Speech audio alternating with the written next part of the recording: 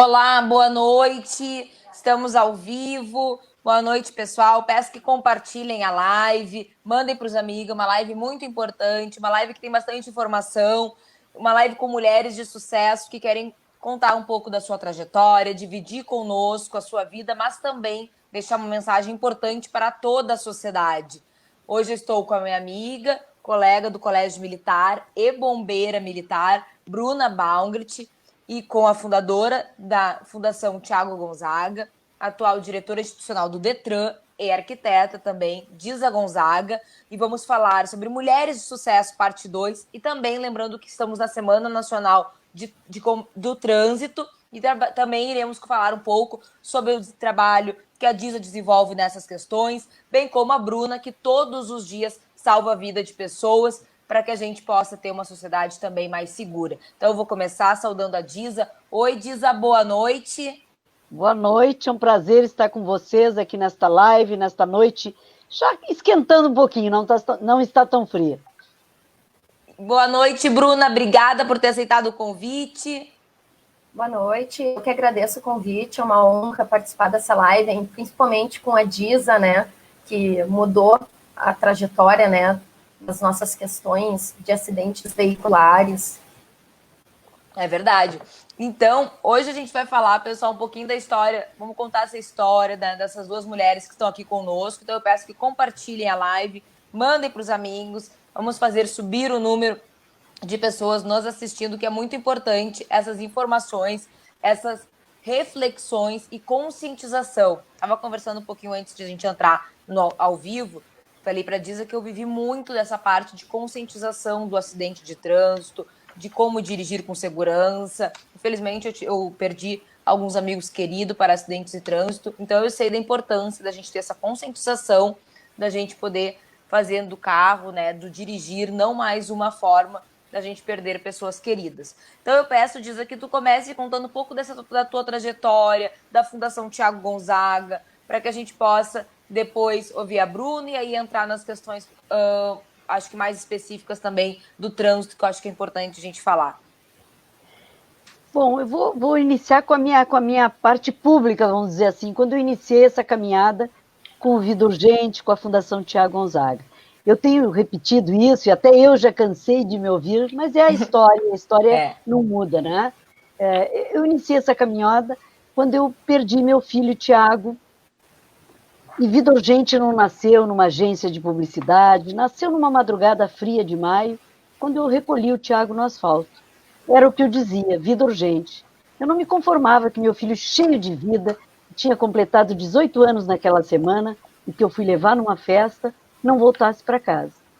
E aí eu pensei que eu tinha que fazer alguma coisa. Eu não sabia bem o quê, nem para quem. Eu sabia que eu tinha que fazer alguma coisa para que outros pais não passassem por essa dor e outros jovens lindos, cheios de vida como o Tiago, não perdessem a vida. E aí iniciei o Vida Urgente, sem saber bem se ia ser só para os amigos do Tiago, para Porto Alegre, enfim. Mas a borboletinha parece que é um bichinho que gosta de voar. E o Vida Urgente nasceu e já começou a sair até das fronteiras de Porto Alegre, do Rio Grande, do Brasil. E hoje mesmo eu ainda estava falando com o pessoal da Organização Mundial de Saúde de outros países, né? Quer dizer, a fundação acabou tomando um vulto que eu não planejei, mas que fico feliz em saber, quem sabe, nessa trajetória de mais de 20 anos, 24 anos de fundação, a gente tenha salvado alguns Tiagos e Tiagas, né, gurias? Porque, para mim, jovens, vocês são um pouco Tiagos e Tiagas, né? E é isso que a gente tem feito nesses anos, né? Bom, mas agora, a segunda etapa. Iniciei essa caminhada e, no ano passado, em 2019, o governador Eduardo Leite, o Dudu, bem baixinho, estou falando do Dudu, assumiu o governo do Estado. E eu fui convidada a participar, né, a assumir uma diretoria para levar aquilo que o Eduardo, como voluntário e como um grande voluntário em Pelotas, eu conheci o Eduardo com 14 anos, numa palestra no colégio em Pelotas, que eu fui dar uma palestra, e ele levou essa bandeira, e eu não tive como não aceitar esse desafio de ir para o governo, depois de tantos anos no terceiro setor, numa organização não governamental, eu fui para o governo com a intenção de levar aquilo que eu sei fazer, que eu já adquiri uma expertise nesses anos. Eu sempre digo que eu não quero ser técnica em trânsito. Se eu puder ter um título, eu gostaria de ter o título de especialista em vida. Este, sim, é um título que me agrada, porque trânsito é vida, o que circula nas avenidas, nas ruas, nas estradas, não são máquinas, são vidas. E agora a gente está na Semana Nacional do Trânsito, e parece que daí o foco vai para o trânsito. Mas trânsito é todo dia, a pé, de bicicleta, na direção de um automóvel, como passageiro, como skatista. Trânsito é vida. Nós temos que ter o direito assegurado, né, de ir e vir. É verdade. Significa ficar no meio do caminho. Então, a minha trajetória é essa. Hoje estou no Detran como diretora institucional. Estamos criando a Escola Pública de Trânsito, que era para ser física, mas a pandemia nos pegou também de surpresa, e estamos com a escola já a mil, bombando aí nas redes sociais, no Instagram, né, a Escola Pública de Trânsito online. Mas breve, essa vacina vai vir e a gente vai Deus quiser. aglomerar, entrar nas ruas, enfim, viver a vida, né, como tem que ser com a plenitude do presencial. Vou deixar agora... Giza, primeiro eu quero dizer, né, que teu trabalho ele realmente ele é muito importante para toda a sociedade. A minha adolescência e depois a minha fase adulta, eu vivi muito dessa conscientização da Fundação Vida Urgente na minha escola, com palestras, né? Então, assim, realmente eu acredito que muitas vidas, assim como a minha, foram mudadas pelo teu trabalho. Acho que tu é realmente uma mulher de sucesso, uma realizadora, e todas nós temos muito orgulho, né, que da tua dor, do momento de sofrimento, tu conseguiu amenizar a dor de tantas outras pessoas, como tu mesmo disseste, tu salvou muitos Thiagos, muitas Thiagas. Eu tenho certeza que isso passou pelo teu trabalho, e é muito bom hoje eu estar podendo compartilhar contigo, com a Bruna e com toda a sociedade essa tua história, que tu diz, já contei 1000 vezes, mas tenho certeza que muitos que estão aqui conosco ainda não conheciam como é que foi feito esse trabalho, conhecem o Vida Urgente, todo mundo com certeza já ouviu falar, mas às vezes não sabe que daquele momento de dor a gente tem uma resiliência e acaba fazendo um bem tão grande para a sociedade que a gente não consegue nem, às vezes, mensurar isso, né? São histórias tragédias que deixam de acontecer. Isso é muito importante, isso é muito positivo. Sempre falo, eu sou policial penal, falo muito na questão sempre de prevenção. A prevenção ela é muito boa porque ela previne uma tragédia, né? Então a gente consegue deixar que a história não tenha um fim trágico, que ela tenha um fim bom. Então eu quero te agradecer mais uma vez por todo o trabalho. E, Bruna, eu quis muito ligar essa questão da Giza com a questão do bombeiro militar, porque a Giza ela faz um trabalho de prevenção, né, das vidas. E o bombeiro militar, ele salva nossas vidas todos os dias. Eu acho que desde que a gente é pequeno, quando a gente... né, quem salva a vida, quem é o super-herói? É o bombeiro militar. Toda a sociedade reconhece isso. Mas às vezes a gente não sabe como é que é esse dia a dia, como é que a pessoa chegou até lá, por exemplo. Muitas pessoas me perguntam, tu quis ser policial, sonhou com isso? Eu digo, sempre soube que eu queria ser, mas as escolhas mesmo, algumas foram acontecendo com o destino. E tu, Bruna, como é que foi essa escolha por ser bombeiro militar? A gente veio do colégio militar, acredito que isso possa ter ajudado muito a tu escolher a carreira militar. Mas como é que tu pensou, vou deixar a minha vida em segundo plano para salvar a dos outros? Como tu falou, né, a gente foi colega no colégio militar, e eu estudei desde a 5ª série lá até me formar, então foram 7 anos de colégio, vivenciando a rotina militar, porque mesmo sendo criança, aluno, a gente tinha aquela questão de chegar cedo no colégio, entrar em forma, hastear bandeira, cantar hino, né, apresentar a turma para os professores, e eu sempre fui muito fascinada por toda essa área militar e a questão do uso do fardamento. Eu sempre gostei muito da farda.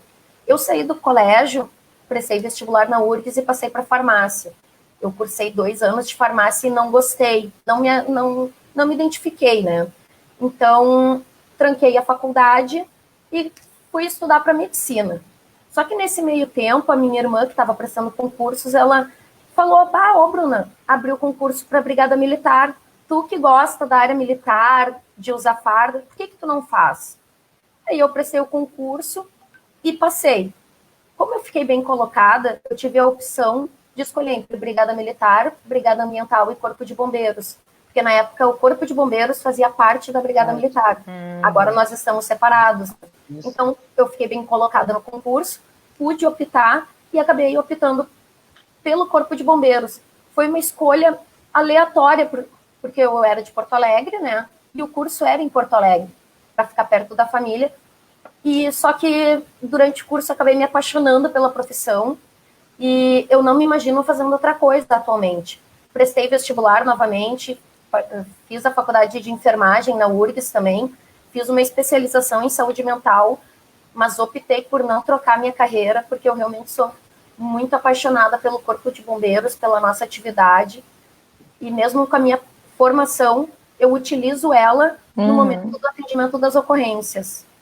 Quais são as maiores dificuldades que a gente tem para salvar vidas? Porque, por exemplo, levando assim fazendo uma analogia, a hora que dá um problema, que a gente tem que ter a racionalidade de trabalhar, de conseguir salvar aquela vida, eu tenho uma percepção que é muito difícil. Porque qualquer situação assim que tem essas questões de machucado, alguma coisa assim, para mim, eu particularmente me travo, assim, e vejo que várias pessoas acabam fazendo isso. Profissional, o bombeiro militar, isso não acontece. Mas como é que tu consegue lidar com essa racionalidade ali na hora? Pensar, não, agora eu vou salvar essa vida. Como é que tu lida com isso? Na realidade, a gente passa por um treinamento, né?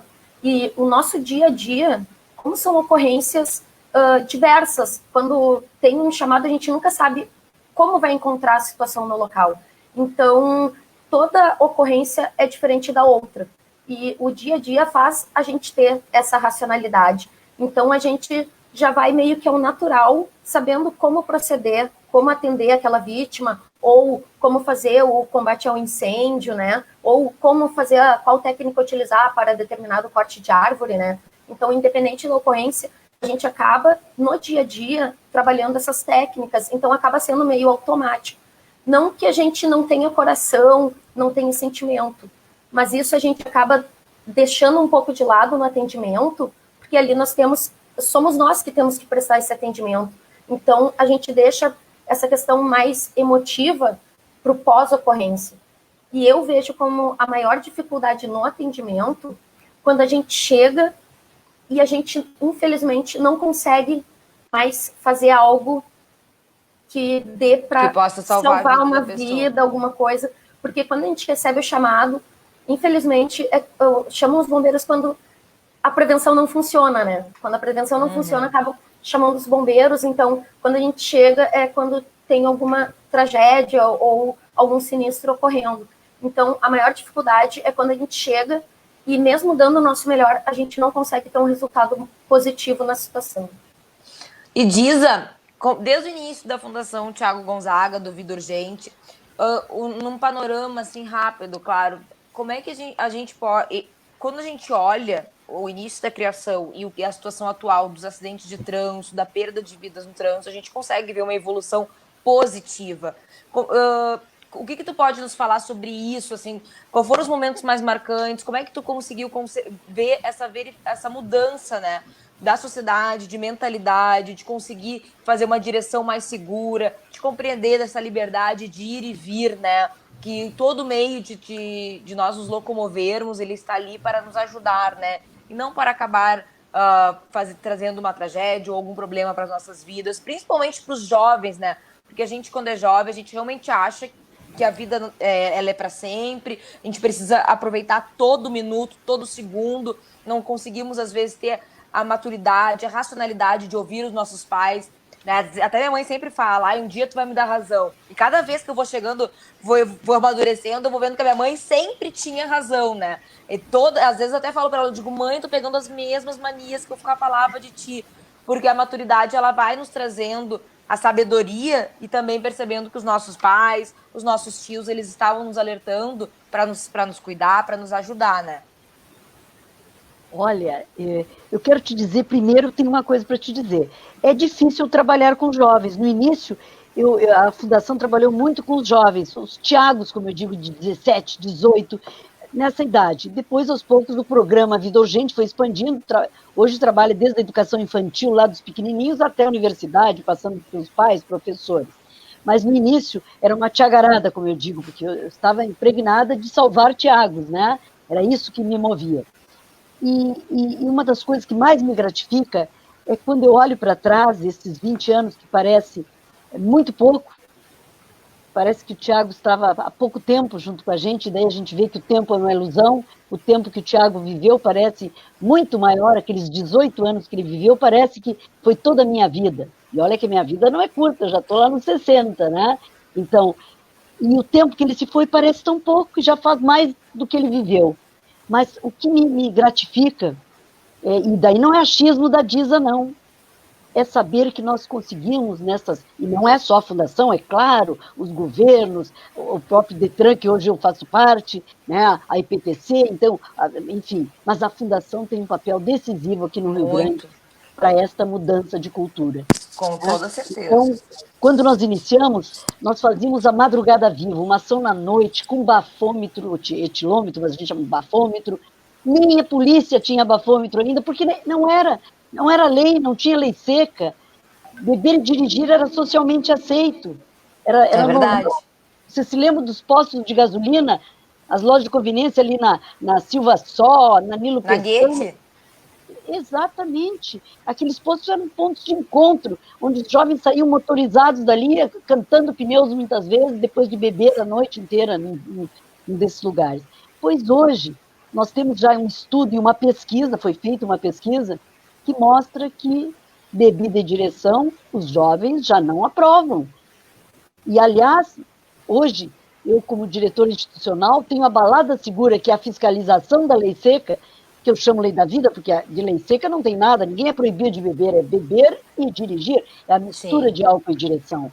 Mas esta mistura é letal, né? A gente sabe que mais de 70% dos acidentes são causados por essa mistura, e aí a velocidade, tudo junto, mas a mistura de álcool tem sido letal, e outras drogas, mas nós não temos ainda o drogômetro.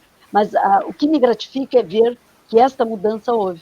Esse estudo mostrou que 87% dos jovens não aprovam mais beber e dirigir. Isso não quer dizer que ainda não tenha muita gente bebendo e dirigindo, mas ninguém mais acha bonito aquilo que a gente via nos bares, nas danceterias, quando os nossos voluntários, jovens voluntários entravam nos bares para fazer o bafômetro, ouviam, eu até dirijo melhor quando bebo, não confia no meu braço, fazendo o gesto aquele, né, não confia no meu braço.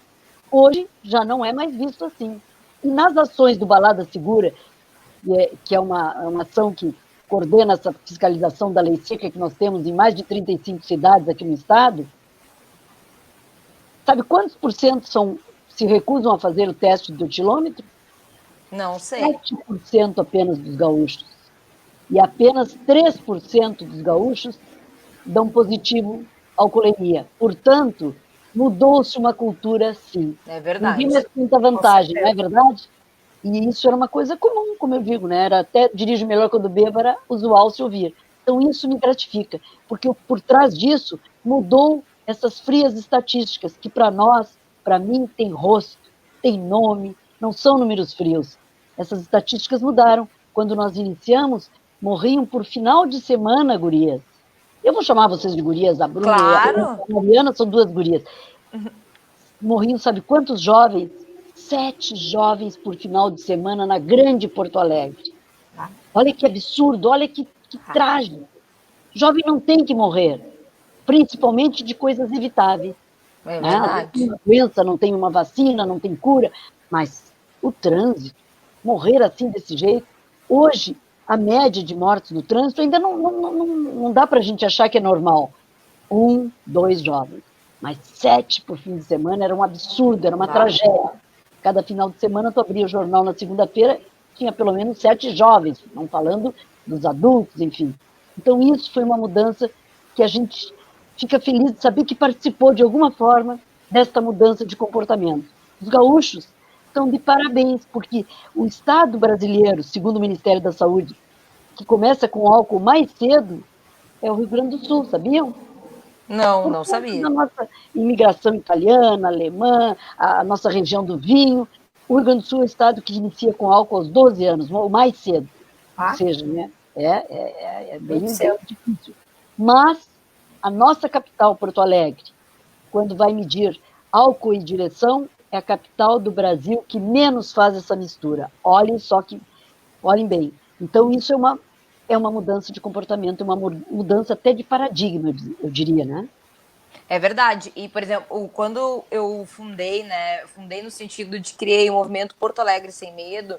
A nossa ideia é mostrar para a sociedade o que é importante que a gente cuide, né? A valorização das forças policiais, a valorização dos bombeiros militares e também a conscientização. E aí, quando eu comecei a trabalhar o que eu preciso para uma sociedade segura, logo me veio na cabeça o Vida Urgente, Fundação Thiago Gonzaga, porque há estatísticas que nos mostram que acidente de trânsito mata mais, inclusive, que arma de fogo.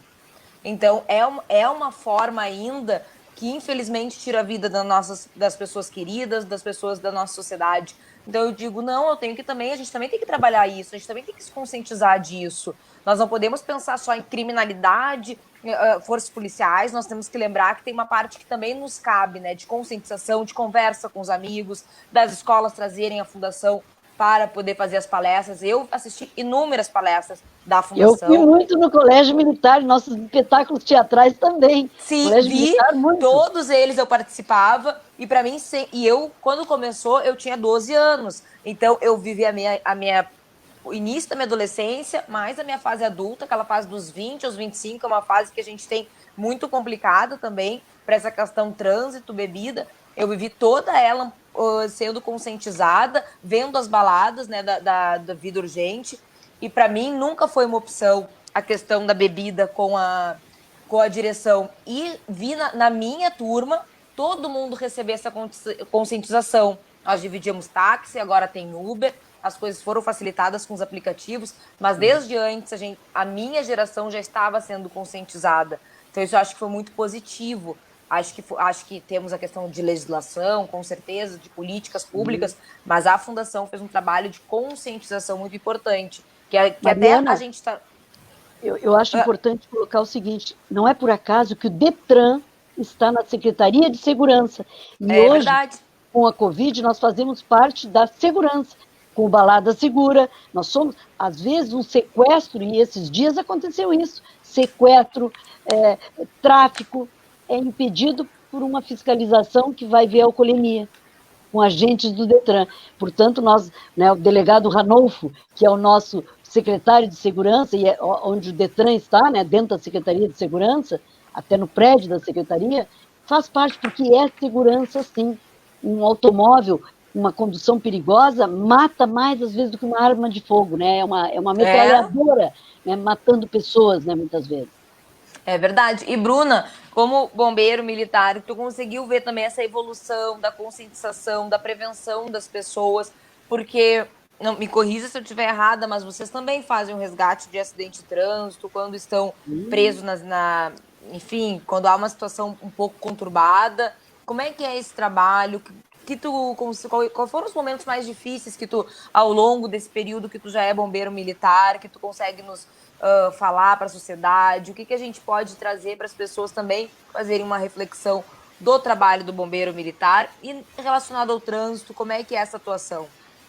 Nós do Corpo de Bombeiros Militar, a gente atua na questão de acidente veicular quando a vítima é presa em ferragem, né? Quando não tem acesso para retirar a vítima de dentro do veículo. Aí, no caso, nós temos um equipamento, né, que é o desencarcerador, que é utilizado para abrir porta ou, se é necessário, cortar a porta, cortar a coluna de carro, né, para poder ter o acesso para colocação de maca e retirar de forma segura a vítima que está dentro do veículo. E daí isso vem um trabalho em conjunto com o SAMU, porque a gente trabalha só com o caminhão dos bombeiros, né? Então a gente não tem como fazer, como levar a vítima até o atendimento hospitalar. Então a gente faz o resgate da vítima e o SAMU imobiliza na maca e faz o trânsito até o hospital, né? Presta o primeiro atendimento, né? O APH, e faz o transporte até o hospital. Mas é um trabalho em conjunto. E quais são as maiores dificuldades, Bruna, de ser bombeiro militar? Quais são os momentos marcantes da tua trajetória de vida, assim, que a gente quer... Porque todo mundo, quando me mandou mensagem, viu a bombeiro militar, disse, olha que legal, trazer uma mulher bombeiro militar, como é que é isso? Como é que faz? As pessoas têm muita curiosidade, né, de saber onde é que a gente encontra as dificuldades, as alegrias também. Dificuldade, assim, eu tive um pouco no início, porque eu tenho 14 anos de corporação. E no início nós éramos poucas mulheres, né? A gente chama de FEM. Nós éramos muito poucas mulheres, principalmente no combate a incêndio. Muitas delas eram do trabalho administrativo. Eu, quando ingressei, eu era uma das poucas que trabalhava no combate a incêndio. Então, claro, no início, qualquer âmbito militar é muito masculino, né? Muito. E o início da inserção das mulheres, até na polícia, a própria brigada, o início com certeza foi um pouco mais difícil, né, da inserção das mulheres. Mas atualmente nós já somos um grande número, nós trabalhamos em todas as sessões de igualdade, assim, com os homens, né, mostramos que somos tão capazes quanto, né, então essa dificuldade que eu tive no início, ela já não existe mais, porque já teve esse início, essa quebra do preconceito, entre aspas, né, a falta de costume no âmbito militar. E questões importantes daí na minha carreira. Foi o meu primeiro incêndio, que foi com meses de corporação. Eu peguei um incêndio em apartamento na Estação Açorianos, no centro de Porto Alegre. Foi bem marcante. Foi legal, porque o jornal foi lá, né, a mídia apareceu, eu apareci no jornal. Então foi bem interessante, porque foi meu primeiro incêndio e eu pude guardar como recordação, né, isso. E muito importante para mim foi algo atual, que fez agora, dia 10 de setembro, um ano que eu retornei ao combate a incêndio. Eu fiquei por 5 anos e 4 meses, mais ou menos, trabalhando na Secretaria de Segurança Pública, no atendimento 193 e despacho de viaturas. E eu tinha essa grande vontade de retornar ao combate a incêndio, né, trabalhar na rua, o atendimento de ocorrências, que é uma das minhas paixões, né. Então, faz um ano que eu consegui retornar e foi um momento muito importante para mim, para poder voltar a salvar vidas, patrimônios, ajudar a população da melhor forma possível. Que bom, que maravilha. E todos os dias, quando tu sai, né, quando tu vai trabalhar, quando tu pensa, a vontade que tu tens, o que te determina, né? Quais são os momentos que tu te sente realizada? Claro, deve ser quando tu salva vidas, mas como é que é isso para que as pessoas possam também compreender, né? Assim, uma grande realização que eu tive também foi esse ano, que relacionado à dificuldade da inserção das mulheres no início, dia 5 de março desse ano, aqui em Canoas, nós tivemos o primeiro pelotão completamente só de mulheres. Eu vi, saiu uma reportagem, né, sobre chamada isso. Guarnição Rosa. Então, nós éramos mulheres atendendo... Em março, né? Isso. Então, foi em homenagem ao Dia das Mulheres. Então, nossas duas guarnições, né, atendendo o combate a incêndio, acidente veicular, todo tipo de ocorrência, era só de mulheres, exclusivo. O atendimento 193 era feito também, a triagem por uma bombeira militar, e a nossa oficial de serviço também era uma bombeira militar. Então, foi uma grande realização, foi uma honra ter participado dessa guarnição. Foi inesquecível, foi muito emocionante. E também a realização nós temos... Eu digo por mim, mas eu tenho certeza que todos os meus colegas compartilham disso, que é uma realização diária. Porque cada dia, cada atendimento de ocorrência, quando a gente retorna, a gente tem aquela sensação de missão cumprida, sabe? De que a gente deu o nosso melhor, que a gente fez o melhor possível. Então, tem aquela realização pós-ocorrência de ter feito tudo o que a gente pôde. Porque a gente tem até um ditado, né, no militar, que é missão dada é missão cumprida. É verdade. Então, a gente faz isso da melhor forma possível. Então, é uma grande realização, todo dia após serviço, voltar para casa e saber que a gente fez o melhor e que conseguiu ajudar toda a população que foi necessário. Exatamente. E Disa, como é que, quando a gente vê a trajetória da Fundação Thiago Gonzaga, que se mistura muito com a trajetória da Disa, né? Quais são os momentos que, ao longo desses 20 anos que tu te dedica na prevenção, na conscientização, né? Lidando, como tu mesmo falou, com jovens, que é difícil realmente lidar com eles, né? A gente só consegue compreender o quanto é difícil lidar com a juventude quando a gente começa a sair dela, né? Daí a gente começa a perceber como a gente era chato, às vezes eu falo, né? Às vezes a mãe me conta, eu conto umas histórias pra ela e ela diz, mas tu fazia igual. Eu disse, meu Deus, então eu devia ser muito chata, mãe. Mas quais são os momentos que tu pode nos relatar que foram os mais difíceis e que também te trouxeram maiores realizações? Eu imagino que a diminuição, né, da perda dos nossos jovens deva ser uma realização enorme. Mas o que a gente pode falar para o pessoal? Olha, um dos momentos mais incríveis que eu vivi, eu não sei se foi o mais especial, mas o mais incrível foi quando, em Moscou, eu fui a convite da Organização Mundial de Saúde participar da primeira Conferência Mundial Ministerial. E quando me convidaram, veio o convite oficial, eu perguntei se eu poderia mandar um representante, que eu não estava pensando, eu não queria, eu achei assim, deslocar até Moscou para participar de uma conferência, vou mandar alguém, um jovem da fundação, que né, para ele eu acho que vai ser uma experiência única, e eu não sei porque eu não estava muito afim de atravessar o mundo quase para ir até a Rússia. E aí o pessoal da Organização Mundial de Saúde disse, não, Disa, não teria como tu mandar um representante, teria que ser tu. E aí eu achei que eu não poderia privar a fundação de participar de um evento de tal porte lá, a primeira conferência mundial. E fui. E aí, na época, o presidente era hoje o primeiro-ministro Medvedev, e o primeiro-ministro era o Putin, que é hoje o presidente da Rússia. E quando abriu a cerimônia, um auditório com mais de 1.300 pessoas, a maioria autoridades, 150 países representados, com ministros. Abre-se um painel gigante de 7, 8 metros, e aí toca um gongo, uma música assim muito impactante, e aparece no telão a foto do meu Tiago, e escrito Brasil com Z embaixo. Eram as vítimas do mundo, eles colocaram 20 jovens por país. Começou com Brasil B, começou o Brasil, daí foi 20 jovens apareceram naquele telão. E aí eu entendi tudo, né? Por que tinha que ser eu. Eu quase desmaiei, porque vocês não imaginam a emoção e, ao mesmo tempo, foi uma sensação muito estranha, porque foi emocionante ver lá no outro lado do mundo a fundação, a minha história, o meu filho lá naquele painel, mas ao mesmo tempo também foi a certeza que ele não está mais aqui, sabe? É muito estranho, então não tem... É muito difícil quando eu recebo prêmios pela fundação, ou mesmo agora no Detran, e eu tenho algumas condecorações da Brigada Militar, eu tenho a alegria de ter medalha, da Polícia Civil, a maior honraria também já recebi, e isso me comove e me gratifica, porque é um resultado de um trabalho honesto, digno, que eu amo o que eu faço também, guria, sabe? Eu também amo, eu era arquiteta, acho que hoje eu não tenho mais nem o ar de arquiteta, né? Nunca imaginei que eu iria largar minha profissão, mas hoje eu me dedico de alma, de corpo e alma, né, ao trânsito, a essa questão de salvar vidas, né? E esse momento foi, assim, inexplicável.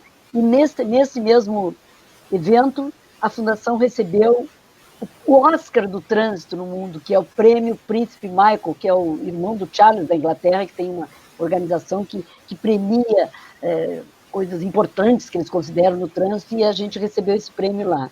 E aí, Gurias, para a história ficar mais emocionante, eu fui recebida na Embaixada Brasileira em Moscou por um jovem rapaz, assim, que né, me emocionei, ele me deu o cartão, estava em russo, claro que eu não entendi letra nenhuma, nem as letras, né, porque é uma letra grega, aquilo é uma coisa horrível, né, não dá para ler. Daí ele disse, mas vire o cartão. Quando eu virei, estava em português, porque a Embaixada Brasileira estava em português. Era um Tiago com H, o nome desse menino, que era secretário-geral da Embaixada de Moscou, e ele depois me contou que ficou emocionado quando soube que uma brasileira estava em Moscou e recebeu um prêmio tão importante, né? Fizeram esse jantar na Embaixada, e aí ele tinha a idade do Tiago na época, enfim, nasceu no mesmo ano, né? Uma coisa muito emocionante, quer dizer, atravessar o mundo, ser recebido por um Tiago na Embaixada de Moscou. E foi isso, gurias, assim, coisas emocionantes. Mas as minhas emoções e os troféus que eu recebo e recebi é de jovens que nem vocês. Primeiro eram cartinhas, lá no começo da fundação ainda não tinha esse e-mail, redes sociais e coisas assim. Cartinhas perfumadas de Juí, de Nova Brécia, de tudo que é lugar a gente recebia cartas, com adesivinho, com borboletinhas, enfim, de jovens que assistiram palestra, enfim. E também depois passou para os e-mails, para os WhatsApps, que até hoje eu recebo. E no Dia das Mães, vocês acreditam que eu tenho muitos Tiagos que eu não conheço, que me mandam parabéns, dizem e assinam um Tiago. Acho para mim trazer um pouco, né, dessa perda que, por mais que passe o tempo, perder filho não é a ordem natural da vida. Não é que seja mais dor ou medir dor com alguém, mas devia ser proibido os filhos partirem antes dos pais. Por isso, gurizada que está nos ouvindo, jovens, pessoas que têm mães e pais, se cuidem mais ainda, porque isso não pode acontecer, essa inversão da ordem da vida. Né? Então é isso, desculpem se eu me emociono, porque, como tu disseste, a fundação é minha vida, se confundem muito, né? Então, e eu levo para o Detran essa emoção. E estou feliz nesses anos que eu vou ficar lá, durante o governo Leite, construindo essa escola pública com uma equipe fantástica que eu tenho, que eu encontrei para minha alegria no Detran, né? Que estão lá comigo, ombreando, servidores, tem servidores de 15, 20 anos, né? Estão juntos, construindo essa escola tão sonhada, que só poderia ser feita num órgão público, uma escola pública de trânsito. Ah, e só uma coisa, pare de se exibir de militar para cá, de militar para lá, que eu sou filha de militar. Ah, é verdade. Sou filha de militar, meu pai foi. Mas eu sou filha de militar também, mas na verdade a minha profissão não é militar, ela é polícia penal, eu sou civil também. Sim. Eu não trabalho na. É muito pateta, né? Policial já pensa tudo militar. Não, polícia civil e polícia militar. E a Nadine? A Nadine, querida Nadine, nossa chefe de polícia, né? A chefe da Polícia Civil. Isso. Exatamente. E Bruna, eu sou polícia penal, SUSEP, Serviços Penitenciários. Mas a gente tem. Né, nossa carreira ela é civil. E eu sinto, mas eu adoro todas as questões militares. Nasci, me criei dentro dos quartéis, colégio militar. Então, para mim, é super normal e realmente acho que faz a diferença na nossa vida, assim. Acho que é uma coisa muito bacana. Com certeza. E Bruna, né, e como que nós, como sociedade, como pessoas, né, podemos, assim, como é que tu consegue nos traçar as questões de prevenção, né? Salvar vidas é gratificante. Eu tenho certeza que tu exerce isso com todo o amor que tu tem, mas como tu mesmo falou, quando tu chega é porque a prevenção não deu certo, né? E como é que está a nossa sociedade em termos de prevenção? Como é que a gente está trabalhando isso? Na realidade, o Corpo de Bombeiros Militar, principalmente, já existia, mas principalmente após a tragédia da Boate Kiss, né? A questão da prevenção contra incêndio ficou muito mais ríspida e mais cobrada também, e nós ficamos também, como população, muito mais atentos a essas questões, né? Mas é aquilo que eu falei, é o que eu vou repetir, né? A prevenção é o melhor remédio, mas não é só na questão de acidentes, aproveitando as palavras da Disa, né? Que nos acidentes, sim, mas também a gente pode evitar os incêndios. Pois é. A gente pode evitar como? Evitando deixar velas acesas, né? Dormir com o celular ligado no carregador embaixo do travesseiro, porque às vezes pode dar algum curto, alguma coisa. Então, tem vários tipos de prevenção, né, que a gente pode realizar. A questão do vazamento de gás, né? Vamos cuidar após a troca de gás, fazer o teste com uma esponja, com sabão. Então, tem vários tipos de prevenção, né? Que, inclusive, no site do Corpo de Bombeiros, ou até procurando, né, um Corpo de Bombeiros, a gente pode especificar um pouco melhor. É muita coisa, né? Sim, mas não tem como a gente mensurar, né? Mas a prevenção realmente é a melhor coisa que a gente tem que fazer, e junto com ela a conscientização, né? Porque a gente tem que se prevenir, só que tem que estar consciente que a gente se prevenindo também a gente cuida do outro, né? E isso é muito atual, principalmente com essa pandemia, né? Então a gente tem que estar consciente, se prevenir e prevenir também o outro, né? E então, a Bruna, ultimamente os bombeiros estão aparecendo mais do que Bom, sempre apareceram. Eu, na minha vida, tenho várias, né, coisas maravilhosas sobre os bombeiros, mas na questão de salvar crianças de afogamento não, de engasgamento e coisas. Seguido a gente vê nos jornais das TVs, né? Os heróis salvam Verdade. crianças que poderiam. Né, que maravilha isso! Como as pessoas deveriam passar por esse curso, todo pai, mãe, futuros pais deviam, né? Porque tu vê, às vezes, Eu chegam lá. mesma, eu mesma, quando trabalhei lá no DCCI, né, no atendimento 193, eu tive a felicidade de conseguir desengasgar 2 bebês, né? Inclusive, um dos atendimentos eu fiquei mais ou menos 30 minutos no telefone com a mãe, enquanto ela fazia o deslocamento até o hospital, né, na Zona Sul de Porto Alegre, para ter a certeza de que ia ter o atendimento e ouvindo o choro da criança, né? Mas ela voltava a engasgar. Então, eu tive a felicidade de desengasgar a criança, né, 2 bebês, e realmente acontece bastante, mas muitas vezes a gente consegue instruir, né, a mãe ou o pai ou quem está com a criança a fazer a manobra adequada para que consiga fazer o desengasgamento na hora, né, para não chegar o bebê a perder a consciência ou ficar muito tempo sem respirar, né. Então a gente pelo telefone já consegue instruir e também ao mesmo tempo instruir de chamar ou o SAMU ou se encaminhar o mais rápido possível para um atendimento médico, né? Até para fazer uma observação posterior ao engasgamento. Mas realmente acontece bastante.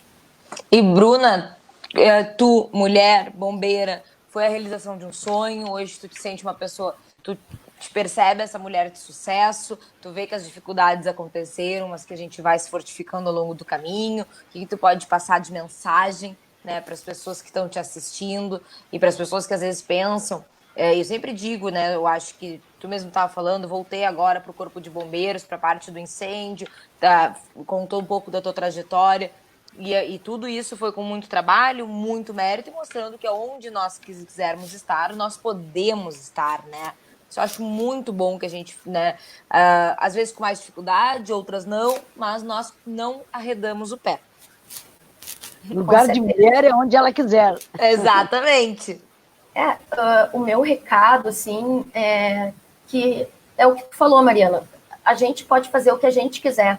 Eu sou, né, mulher, mas eu sou uma mulher que ando de moto, eu faço trilhas, eu jogo futebol, né, sabe? Sim, muito bem, inclusive. A Bruna sempre jogou muito bem futebol desde a adolescência. Então, arrasava. obrigada. Então, eu sempre fui um pouco, não diria às avessas, mas um pouco fora da normalidade que às vezes é imposta, né?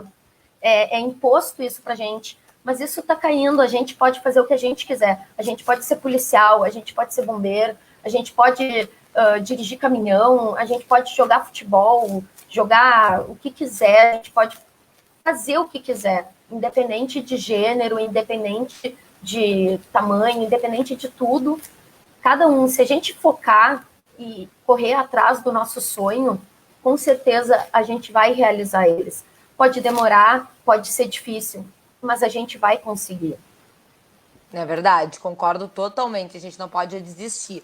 E Diza, que né, a Fundação Tiago Gonzaga, um sucesso, como tu mesmo falou, às vezes é difícil distinguir a Diza da Fundação, que eu estava conversando, mas a Diza chegou agora, 20 anos de Fundação Tiago Gonzaga, a gente consegue uma maior conscientização do trânsito, estamos na Semana Nacional do Trânsito, os nossos jovens estão melhores, a nossa cidade está se tornando mais segura em relação ao trânsito, mas o que a gente ainda pode deixar de recado para as pessoas, para os pais que conversem com seus filhos, para os filhos que ouçam os pais, para que a gente possa cada vez menos, né, perder pessoas amadas para o trânsito? Eu acho que tem duas coisas. Eu gostaria de dar um recado para os pais. Tu falaste dos pais, eu acho que é importante. Os nossos filhos não aprendem a dirigir com 18 anos num centro de formação de condutores. Eles começam a aprender a dirigir desde os 2 anos, quando vão no banco de trás, muitas vezes pulando, não estão na cadeirinha, ou vem o pai não parar numa faixa de segurança, para no meio de uma viagem para almoçar e pedir uma cervejinha. Depois não adianta dizer para um jovem, não bebe, não corre, se ele viu o seu herói fazer isso. Então, mais vale o exemplo do que 1000 palavras. E a outra palavra que eu acho que é importantíssima, que é um movimento hoje que nós estamos levando Um movimento que eu diria que não é só do Detran, não é só da Secretaria de Segurança, é do governo e é da sociedade. Empatia no trânsito, empatia na vida. É se colocar no lugar do outro. Quando eu sou motorista, eu tenho que olhar o pedestre, o ciclista. Se eu sou ciclista, eu tenho que olhar... Enfim, se colocando no lugar do outro, como a gente teria uma sociedade melhor? Me coloco no lugar do bombeiro, nas suas dificuldades, imagino que deve ser. Eu nem imagino, sabe? Na SUSEP trabalhar essa coisa penal, presídio, meu Deus, a gente não consegue imaginar. Eu consigo me colocar no teu lugar e te admirar. Então, isso é muito importante, se colocar no lugar do outro. Eu acho que é a palavra-chave para a gente mudar a sociedade, ter uma sociedade mais humana, mais fraterna, menos violenta, não é, meninas? É verdade, eu concordo Com totalmente. certeza. Acho que empatia, resiliência, né? Nesse momento Com tão. certeza. A resiliência agora, mais do que nunca, nós precisamos ter, né? E também a empatia, eu acho que é fundamental. Acho que é aquela frase, né? Entre o certo e o errado, pense o que você não gostaria que fizessem com você. Exato. Aí a gente consegue perceber qual é a melhor atitude para a gente tomar. Gurias, eu quero agradecer muito por vocês estarem comigo hoje, conversando, a gente mandando essa mensagem positiva, né, para a sociedade, da Fundação Tiago Gonzaga, que é muito importante para que a gente tenha uma Porto Alegre sem medo. O trabalho da Bruna, que todos os dias vai salvar a vida das pessoas, deixando que muitas pessoas continuem neste plano, conversando, estando aqui, e também deixando um pouco da sua vida de lado em detrimento daquela pessoa que a gente nem conhece, né? Esses dias me perguntaram qual é a maior loucura que tu fez na vida. Eu ia responder que era bungee jump, que era pular de bungee jump, mas aí eu me lembrei que não, que foi deixar minha vida em segundo plano para salvar de quem eu nem conheço, né? Eu acho que tu também, Verdade. né, Bruno? Verdade. Na hora a gente acaba esquecendo um pouquinho da gente e faz o que tem que fazer, o que for preciso para salvar outra pessoa. Então, Disa, muito obrigada por estar aqui Imagina. comigo. Foi um prazer, uma honra poder conversar aqui, mesmo que de uma maneira online, que a gente já acha que é meio que pessoalmente, Sim. contigo. Realmente, assim, obrigada por todo o trabalho que tu desenvolve. Eu sou realmente fã do teu trabalho, da tua pessoa, da mulher que tu é, da mulher de sucesso que tu é, de tudo que com a dor tu construiu para uma sociedade melhor. Obrigada de coração. Imagina. E, Bruna, muito obrigada por ter aceitado o meu convite. Muito obrigada também por dedicar a vida, salvar a vida de todos nós. Espero que Eu vocês que tenham gostado. agradeço. Espero que vocês tenham gostado. E a gente vai se vendo logo mais. Um grande beijo e uma boa noite, pessoal. Boa noite.